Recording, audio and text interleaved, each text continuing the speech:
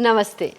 आजकल हम अक्सर ये देखते हैं कि फर्स्ट मैरिज लोगों की नहीं टिकती या फर्स्ट मैरिज को लेकर लोग बहुत डरे हुए रहते हैं, एप्रीहेंसिव रहते हैं कि ये मैरिज चलेगी या नहीं चलेगी। बहुत बार लोग मेरे पास आके ये क्वेश्चन भी पूछते हैं। तो क्लासिक्स का एक डिक्टम, उस पर हम आज चर्चा करते हैं कि क्लासिक्स में क्या कहा गया है और मेरे अनुसार उन्होंने ऐसा क्यों कहा है, ये भी बात करेंगे। ये भी देखेंगे कि ये चार्ट्स में किस तरह से हम लगा सकते हैं, क्योंकि प्रैक्टिकल्स हमारे लिए बहुत इम्पॉर्टेंट है। इन सब को लेकर आज ये वीडियो बनता है, तो लास्ट तक ज़रूर बने रहें।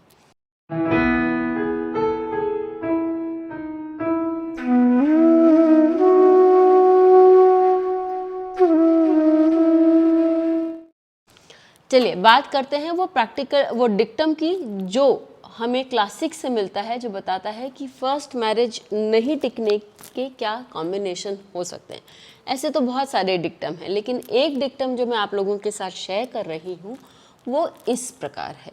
कहा जाता है कि जातक परिजात में ये आता है कि द सेवेंथ लॉर्ड एफ्लिक्टेड है, क्रूर ग्रहों के साथ है, या जैसे फल दीपिका में कहा गया कि यदि अपने से 6, 8, 12 में है और साथ ही शुक्र कम्बस्ट है, तो फर्स्ट मैरिज चलने के जो कारण है या फर्स्ट मैरिज चलने की जो संभावना है वो बहुत कम हो जाती है। अब आप ये ज़रूर जानना चाहेंगे कि ऐसा क्यों कहा गया है, क्योंकि यदि हम किसी चीज़ को समझ लेते हैं तो उसको याद करना हमारे लिए बहुत ईजी हो जाता है। तो चलिए इस पर हम थोड़ा सा विवरण करें या इस पर हम चर्चा करें कि ऐसा क्यों है। तो सबसे पहले आप देखिए कि जो 7th हाउस है वो हमारे मैरिज का हाउस है, और मैरिज का भार या कार्य करने का भार किस पर पड़ता है, हमारे 7th लॉर्ड पे पड़ता है। अब यदि 7th लॉर्ड अपने से 6, 8, 12 में, यानी 7th हाउस से 6, 8, 12 में हुआ, तो क्या वो मैरिज के कार्य कर पाएगा? एज पर फल दीपिका, यदि कोई भी लॉर्ड अपने से 6, 8, 12 में स्थित है अपने भाव से, तो वो अपने भाव के लिए कार्य नहीं कर पाता। तो ऐसी स्थिति में 7th लॉर्ड यदि अपने से 6, 8, 12 में है तो वो मैरिज के लिए कार्य नहीं कर पाएगा।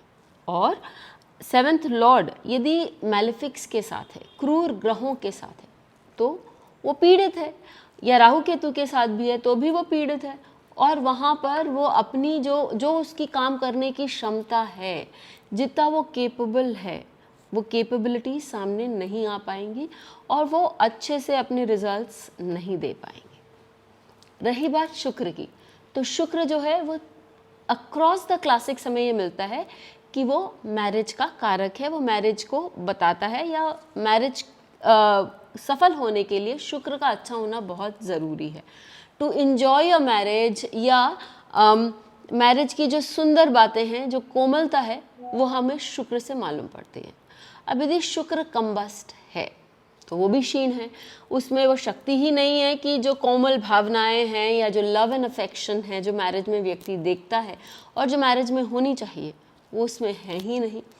तो वो मैरिज जो है वहाँ पर टिकना, या मैरिज में जो आपको जोड़ के रखता है, वो आपको वो जोड़ नहीं मिलता, या वो आपको स्थिरता नहीं मिलती। और सूर्य के साथ होने के कारण एक बहुत ही स्ट्रॉन्ग ग्रह के साथ भी होने का उसका वो होता है, और ऑब्वियसली सूर्य क्रूर ग्रह भी है, तो हर तरह से शुक्र जो है वो अपना काम करने में असफल होता है। जब हम कोई भी कार्य के बारे में बात कर रहे होते हैं, या किसी भी जन्म पत्री में किसी भी चीज़ के संदर्भ में बात कर रहे होते हैं, तो 3 चीज़ बहुत इंपॉर्टेंट हो जाती हैं: भाव, भावेश और कार्येश। मैंने आप लोगों के साथ भाव और भावेश डिक्टम में जो भाव और ये भावेश और कार्येश के बारे में बात किया। अब हम भाव भी देख लेंगे, कब? जब हम प्रैक्टिकल एग्जाम्पल लेंगे तब। तो हमारे प्रैक्टिकल एग्जाम्पल में हमने जिसका लिया, उनका चार्ट जो है वो है हमारे रविंद्रनाथ टैगोर का। रविंद्रनाथ टैगोर जो थे, उन्होंने बहुत लाइफ में बहुत सारा नाम कमाया, बहुत सारी शोहरत कमाई, लेकिन पर्सनल लाइफ जो उनकी थी वो बहुत दुखी थी, या वो बहुत कंप्लीट नहीं थी, क्योंकि उनकी वाइफ का निधन बहुत शुरू में ही हो गया था। क्या उनका ये चार्ट बता रहा है? उनका चार्ट बता रहा है कि उनकी फर्स्ट मैरिज नहीं टिक पाएगी। क्यों? क्योंकि यहाँ जो 7th लॉर्ड है, आप यदि उनका चार्ट देखेंगे तो 7 उनका लग्न जो है वो मीन लग्न है, और मीन लग्न से 7वां भाव यानी कि आपका कन्या राशि। कन्या राशि का स्वामी बुध अपने से 8 भाव दूर बैठा है। एक प्रिंसिपल फल दीपिका का कि भाई अपने से 6, 8, 12 में बैठा है। दूसरा, उनका बुध जो है वो सूर्य के साथ, और वो भी उच्च के सूर्य के साथ बैठा है। तो ऑब्वियसली जो बुध है वो अच्छी तरह से पीड़ित है, लेकिन बुध को इतनी पीड़ा सूर्य से नहीं होती। क्यों? क्योंकि बुध तो हमेशा प्राय इन 90%, 70-80% तो डेफिनेटली आप चार्ट्स में देखेंगे कि बुध सूर्य के साथ ही रहते हैं। लेकिन उनका शुक्र यहाँ हम देखते हैं कि वो कंबस्ट है। तो 7th लॉर्ड अपने भाव से 8 हाउसेस बैठा हुआ है, शुक्र कंबस्ट है, और 7th लॉर्ड बुध जो है वो क्रूर ग्रह के साथ बैठा हुआ है। ये तीनों पॉइंट उनके चार्ट में लगते हैं, और यहाँ हमने देखा कि वो उनकी वाइफ बहुत ही छोटे उम्र में अपने बच्चों मतलब रविंद्रनाथ टैगोर और अपने बच्चों को छोड़कर चली गई थी, उनका निधन हो गया था। कभी कभी लोगों की मैरिजेस आज के दिन में टिकती नहीं है, तो ऐसा क्यों है? चलिए ये भी देख लेते हैं। तो ये जो चार्ट मैंने आप लोगों के सामने लिया है, यहाँ पर आप देखिए कि जो 7th हाउस है वो कौन सा है? लग्न। फिर यहाँ पर हम देख रहे हैं कि यहाँ पर धनु राशि का लग्न है, और 7th हाउस जो है वो बुध का है, और बुध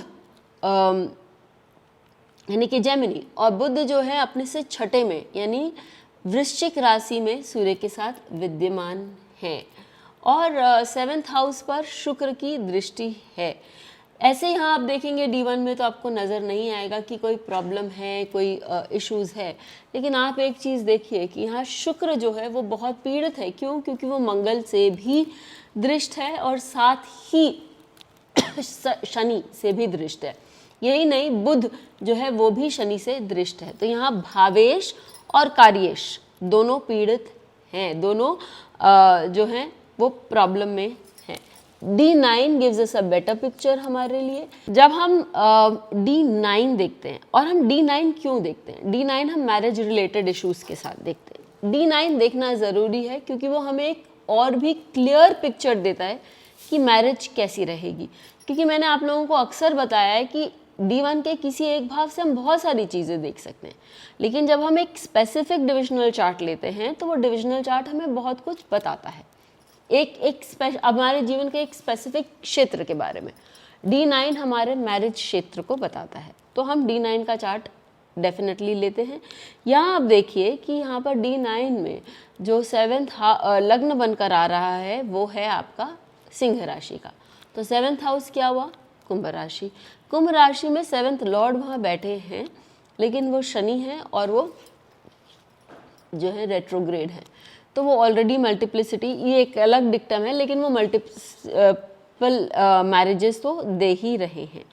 और आप देखेंगे कि 7th हाउस पर राहु की दृष्टि है, और जो शुक्र है वो भी आप देखिए राहु और सूर्य के साथ है, तो शुक्र भी पीड़ित है और 7th हाउस भी एफ्लिक्टेड है। इनकी फर्स्ट मैरिज नहीं चली और सेकंड मैरिज में इश्यूज नहीं आए, लेकिन फर्स्ट मैरिज नहीं चली। तो ये सारी चीज़ें हमें देखने के लिए बहुत ज़रूरी है कि हम D9 भी देखें। आप लोगों को यही सिखाना था कि हम स्टेप बाय स्टेप किस तरह से देख सकते हैं। हमने D1 में रविंद्रनाथ टैगोर का देखा, और जो सेकंड केस हमने लिया वहाँ हम D9 D1 दोनों देखें। तो एक बार फिर आप लोगों को वो डिक्टम बताती हूँ। डिक्टम ये है कि यदि हमें देखना है कि इस व्यक्ति का फर्स्ट मैरिज चलेगा या नहीं, तो एक डिक्टम जो जातक पारिजात से आता है, आप ये देखिए कि 7th लॉर्ड क्रूर ग्रहों के साथ बैठा है क्या, और क्या शुक्र अस्त है, क्या वो कंबस्ट है। यदि है तो ऐसी स्थिति में फर्स्ट मैरिज या मैरिज चलना थोड़ा सा डिफ़िकल्ट दिखाई देता है। ज़रूर लगाइए, अपने आसपास वालों के चार्ट में भी लगाइए और हमें बताइए कि आपके लिए ये डिक्टम किस तरह से काम किया। फिर मिलेंगे, तब तक के लिए धन्यवाद। बेल आइकन को दबाएं ताकि आपको वीडियोस की अपडेट मिलती रहे। हमारे वीडियोस को लाइक करें, शेयर करें, उन पर कमेंट करें और हमारे चैनल को सब्सक्राइब करना न भूलें।